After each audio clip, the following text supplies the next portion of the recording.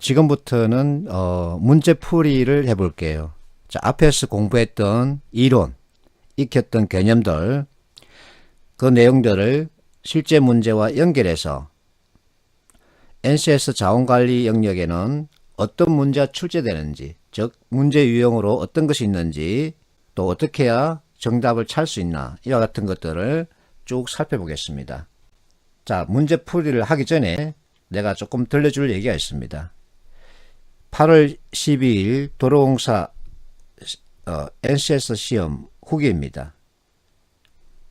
학생들이 자원관리 문제는 거의 찍었다라고 표현하고 있고, 자원관리는 손도 못 댔다라고 얘기하고 있습니다. 어렵다는 얘기죠. 그러면 여기서 질문을 하나 던질 수 있습니다. 자원관리 문제가 과연 어렵냐 이겁니다. 내가 볼 때는 어렵지 않습니다. 그런데 학생들은 왜 어려워하냐? 그러면 그 원인이 있겠죠. 그 원인을 짚을 수 있어야 합니다. 문제해결 시간에 우리가 문제를 찾았으면 원인을 짚을 수 있어야 한다. 공부했었죠. 그럼 자, 나는 내 나름대로 그 원인을 어디서 찾냐면은 1 더하기 1은 2라는 맹제가 분명하게 있는데 이 맹제를 익히지 않고 1 더하기 2는 3이라고 하는 맹제를 별도로 공부한 겁니다. 근데 불행하게도 이 명제는 통용이 안 됩니다. 그래서 앞에서 내가 말했었죠. 자원에 대한 얘기입니다. 자원에 대한 얘기는 경제학에서 다루고 있습니다. 그러면 경제학에서 다루고 있는 그 내용을 그대로 연결할 수 있어야 합니다.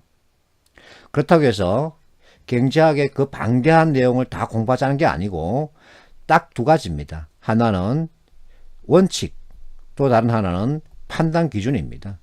그래서 경제활동의 원칙은 최소비용 최대효과, 판단 기준, 합리적 선택을 위한 판단 기준은 같은 값이면 다홍치마, 같은 편익이면 낮은 비용.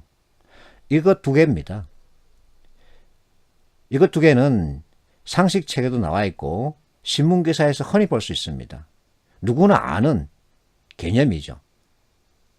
이것을 가지고 자원관리 문제를 봐야 합니다. 그런데 여러분들은 이것을 보지 않고 전혀 엉뚱한 맹제로 구성된 내용을 본 겁니다.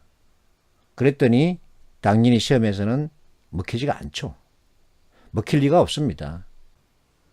그러니까 지금부터 여러분들이 좀 생각을 바꿔야 합니다. 이 명제는 사용되지 않습니다. 그래서 이 명제를 다시 한 번 더 여러분들이 익혀야 합니다. 그래야만 여러분들이 원하는 결과를 만들어낼 수 있습니다.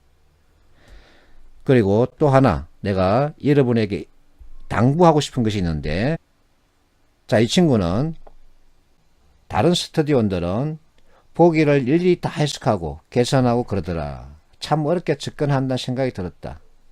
근데 이 친구는 이제 스타일이 바뀌었다. 어떻게? 아, 이게 답이구나. 그러면 답을 확정하고 다음 문제로 넘어갔다는 겁니다. 내가 하고 싶은 말을 이 친구가 대신해 주고 있습니다. 그렇습니다. 우리는 지금 전공 공부하는 게 아닙니다.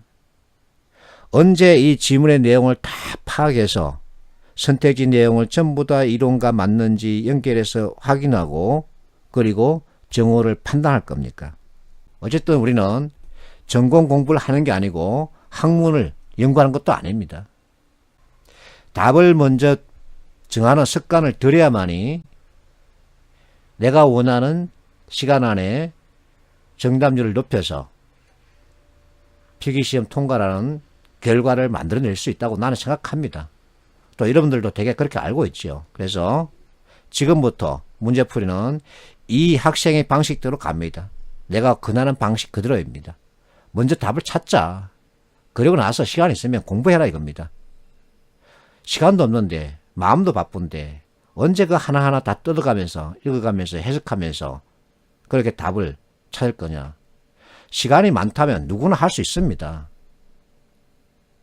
근데 우리는 시간이 없기 때문에 지금까지의 문제풀이 방식은 좀 벌써 던집시다.